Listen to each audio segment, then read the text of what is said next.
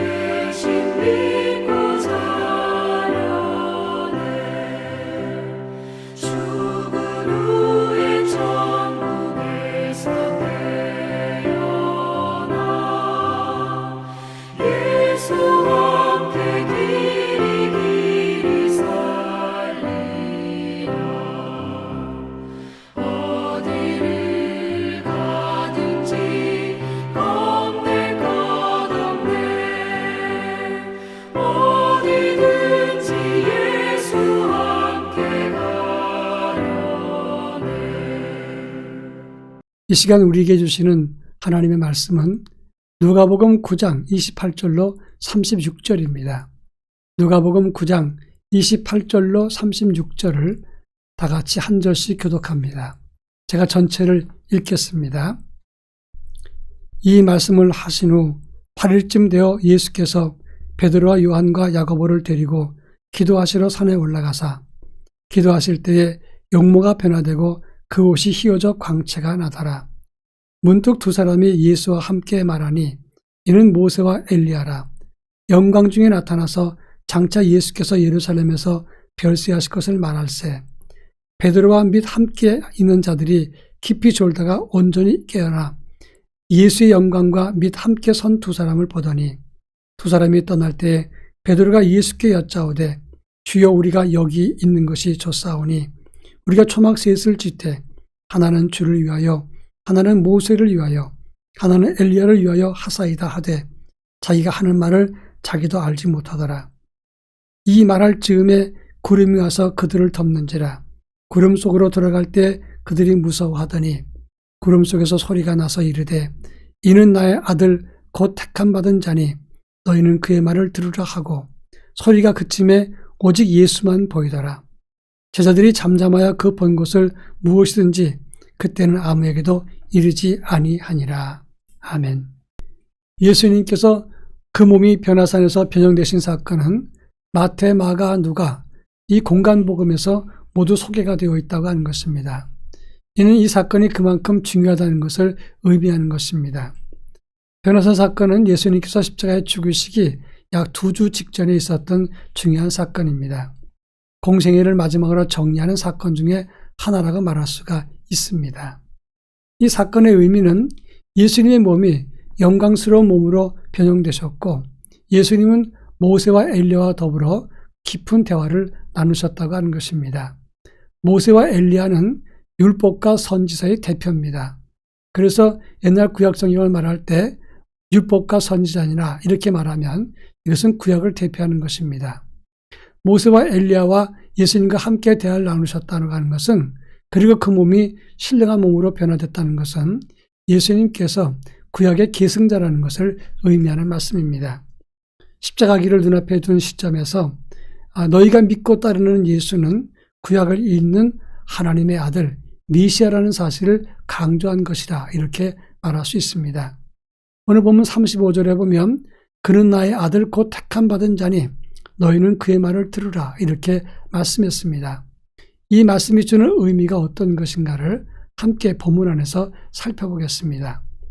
먼저 모세와 엘리야 그리고 예수님이 그 몸이 변화되시면서 무슨 대화를 나누셨는가 하는 점입니다. 오늘 31절에 보면 예수께서 장차 예루살렘에서 별세하실 것을 말할세라고 말하고 있습니다. 이 세 분은 예수님의 죽음을 이야기했다고 하는 것입니다.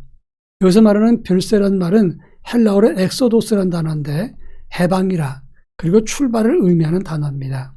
모든 인류는 죄를 지어서 다 죽습니다. 그 죽음으로부터 출애굽을 하듯이 참된 자유와 해방 그리고 새로운 출발을 모세와 엘리야 예수님이 함께 이야기했다고 하는 것입니다. 사실 모세와 엘리야는 구약을 대표하는 예언자여 하나님의 종입니다. 이들의 사역은 예수 그리스도의 예표였습니다. 앞으로 오실 예수 그리스도 구원주 예수님의 사역을 미리 보여준 것입니다. 따라서 실체 되신 예수님께서 이제 그분들과 함께 이야기하면서 예수님의 죽으심, 예수님께서 이스라엘 백성들을 이제 어린 양의 죽음으로 출애굽했던 것처럼 예수님의 죽으심을 통해서 참된 자유를 얻게 되는 것을 그 죽음의 길을 서로 대화하면서 나누었다고 하는 것입니다. 그런데 중요한 것은 그것을 보았던 제자들은 그 모습을 이해했는가 하는 점입니다. 33절에 보면 두 사람 모세와 엘리야가 떠난 후에 베드로는 초막셋을 짓되 하나는 주를 위하여 또 하나는 모세 마지막에 엘리야를 위해서 하사이다 이렇게 말했습니다. 그러면서 자기가 무슨 말을 하는지 알지 못하더라 이렇게 말했습니다. 이것은 다른 말로 하자면 그 주변에 있었던 베드로를 비롯한 제자들은 예수님께서 변형되신 모습과 그분들이 예수님의 별세에 대해서 이야기 나누는 것의 의미를 깨닫지 못했다는 것을 말하는 것입니다. 예수님 모습이 영광스러운 모습으로 변형되니까 그 영광스러운 모습에 취해서 예수의 죽음, 어린 양의 피 흘림과 출애굽의 상징인 것 그것을 생각하지 못했다고 하는 것입니다. 초막셋을 지어서 영원히 기억합시다 이렇게 말하면서 그 초막셋 중에 예수님의 초막을 가장 먼저 이야기했다고 했습니다. 이것은 아무리 예수님 이름을 먼저 언급했어도 하나님 뜻을 깨닫지 못한 상태에서 미련하게 말하는 것입니다. 때때로 우리는 이 베드로처럼 예수 이름을 가장 먼저 언급하면서 예수를 높여주는 것처럼 그리고 하나님을 영광스럽게 하는 것처럼 행동하면서도 진짜 주님을 위하지 않을 때가 많다는 것을 기억해야 됩니다. 진정 예수님이 가장 소중히 여기는 것은 예수님의 이름을 먼저 언급해 주는 게 아니라 예수님의 죽음이 무엇인지를 깨닫게 되는 것, 그것을 아는 것이 주님을 기쁘시게 하는 일이라고 하는 것입니다. 변형된 영광의 모습만 볼 것이 아니라 예수께서 걸으실 십자가의 길을 먼저 묵상하고 그 길을 깊이 생각하고 그 길을 따르는 하나님의 자녀가 되어야 되는 것입니다. 마지막으로 35절부터 36절 말씀 보면 이제 영광의 빛이 사라지고 예수와 제자들만 남았습니다. 그때 구름 사이에서 하나님의 음성이 들렸습니다. 너희는 그의 말을 들으라. 그리고 그 다음 구절이 중요합니다. 오직 예수만 보이더라 였습니다. 크고 멋진 행사, 그리고 멋진 영광의 모습, 우리가 그런 일들을 많이 할 때가 있습니다. 아무리 큰 일, 그리고 열심히 주의 일에 봉사하고 큰 헌신을 했어도 그거 끝난 다음에 마지막 남을 두 가지 가치는 오직 예수만 보여야 되는 것이고 그의 말씀을 듣고 따르라고 하신 하나님의 음성에 귀를 기울인 일입니다. 영광보다는 큰 봉사 후에 내가 이 큰 일을 했다는 뿌듯함보다는 오직 예수만 보는 믿음을 가질 수 있어야 되는 것이고 주님의 음성을 듣고 주님의 길을 따르는 제자의 삶을 가질 때 이것이 참 제자의 길을 걷는 것이라 말할 수 있을 것입니다. 다 같이 기도하겠습니다. 예수 십자가 죽음을 깨닫고 그 길을 따라가게 하옵소서. 예수만 바라보는 믿음을 갖게 하옵소서. 다 같이 기도합니다.